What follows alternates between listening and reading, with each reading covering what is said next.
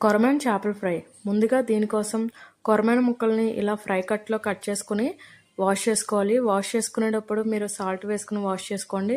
ఇలా చేసుకోవడం వల్ల మీకు దీంట్లో ఉన్న జిగురు అలానే నీచు వాసన పోతుంది. తర్వాత దీంట్లో 2 టేబుల్ స్పూన్స్ అల్లం వెల్లుల్లి పేస్ట్, పసుపు, ఉప్పు, కారం సరిపడినంత వేసి బాగా కలుపుకొని ఇలా మ్యారినేట్ చేసుకుని కనీసం ఒక 1 అవర్ అయినా మినిమం ఉంచితే మీకు చేప ముక్కలు చాలా బాగుంటాయి.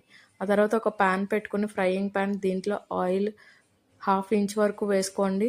డీప్ ఫ్రైకి అవసరం లేదు. ఇలా నేను చూపించిన విధంగా వేసుకున్న తర్వాత మీరు ముందుగా మ్యారినేట్ చేసుకున్న పీసెస్ అన్నిటిని ఒక 5 మినిట్స్ ఒక సైడ్ ఉంచుకొని హై ఫ్లేమ్లో ఇంకొక సైడ్ 5 మినిట్స్ ఉంచుకొని మీరు అటు ఇటు తిప్పుకుంటూ తర్వాత కొద్దిగా వేగిన తర్వాత కరివేపాకుని చిన్న చిన్న పీసెస్ లాగా కట్ చేసుకుని ఫ్రై చేసుకుంటే ఫ్లేవర్ అనేది చాలా బాగుంటుంది ఈ కొరమేను చేపల ఫ్రైకి.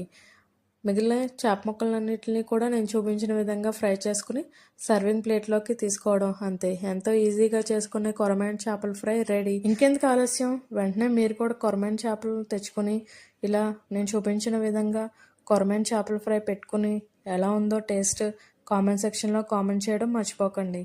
అంతేకాకుండా మీ ఫ్రెండ్స్ అందరికీ కూడా ఈ రీల్ని షేర్ చేయండి. మీరు ఇలాంటి మరిన్ని వీడియోస్ కోసం నా ఛానల్ని ఫాలో అవ్వండి.